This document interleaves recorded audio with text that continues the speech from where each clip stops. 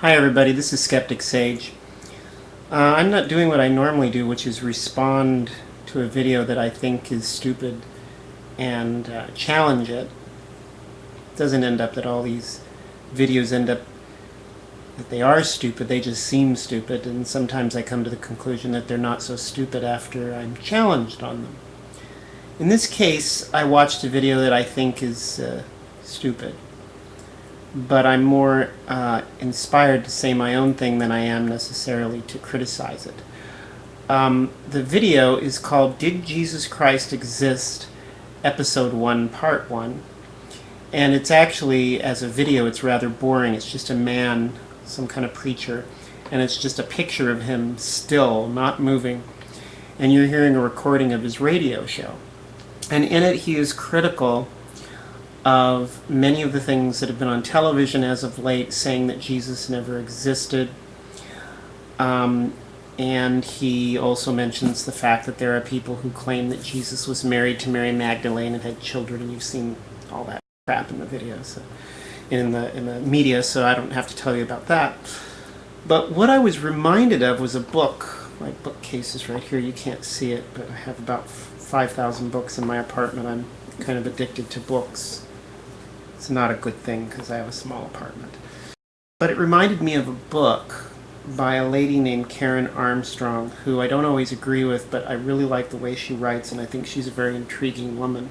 She has a way of challenging people without upsetting them. I would like to be that way myself. I am as yet able to do that.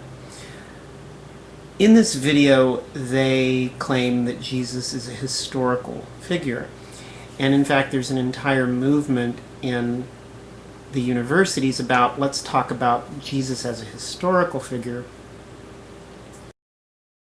and let's talk about Jesus, the historical man, rather than the man of religion that is claimed to have mythological attributes.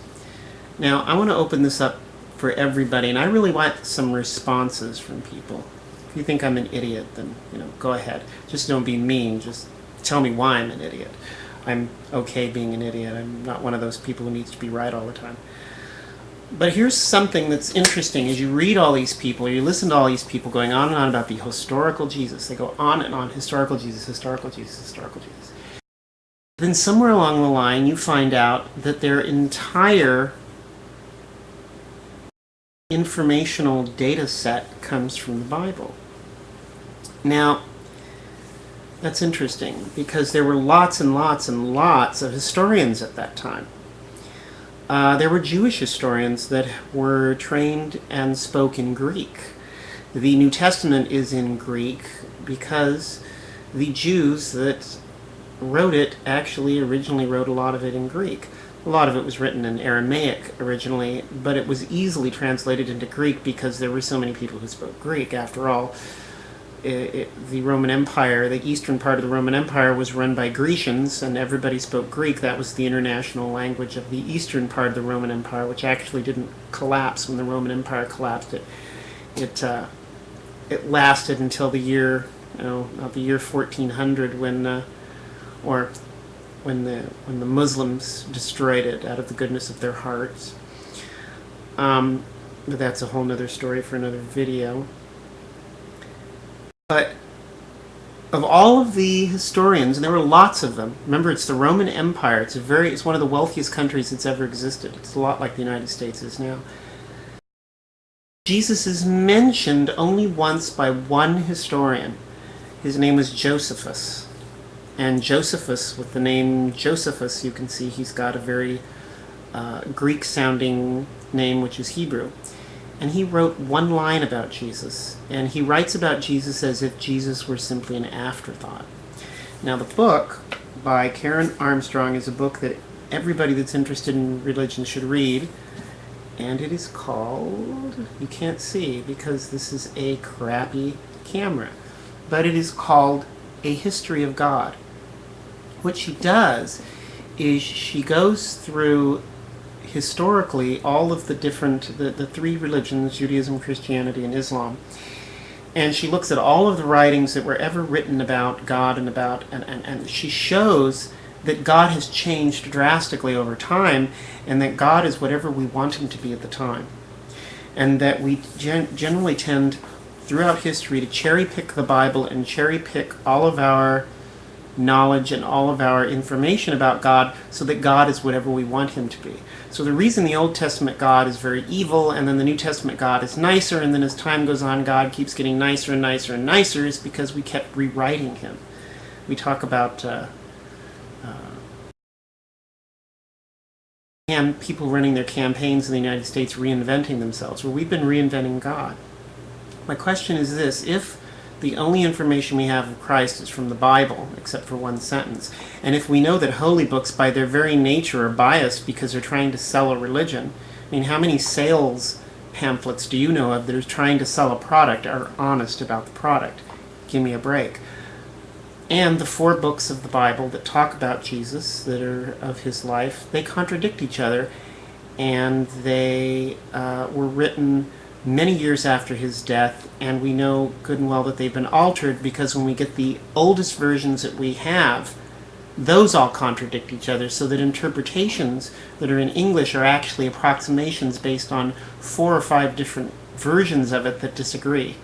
And then once you get the 4 Gospels and you finally figure out which of the different versions of each of those Gospels is correct, then all those Gospels disagree with each other.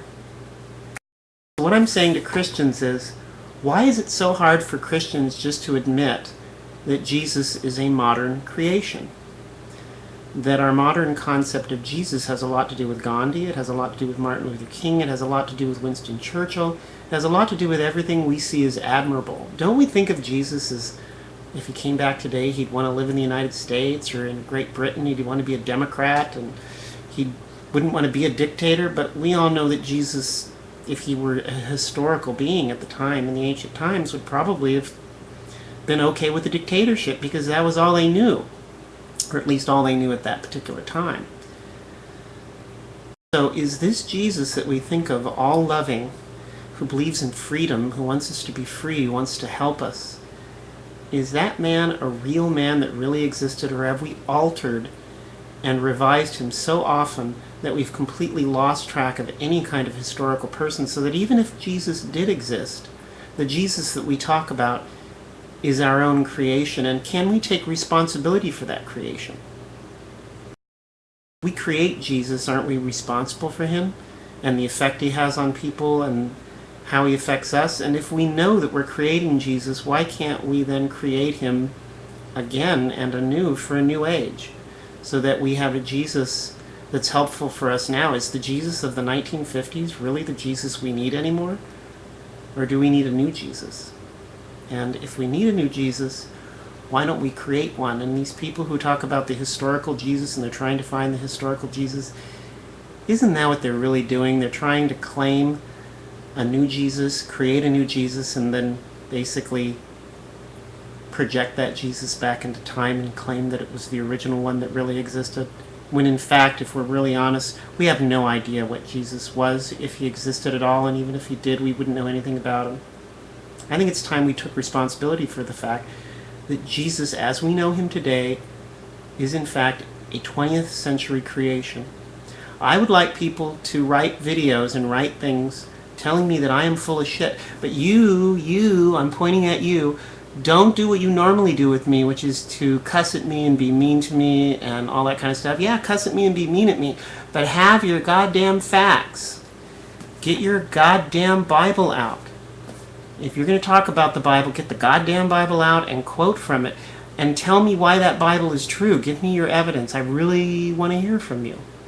And if you say anything to me, I'm going to quote it on my next video, so just be prepared. But I know this is probably not going to work. People are going to write me these horrible things.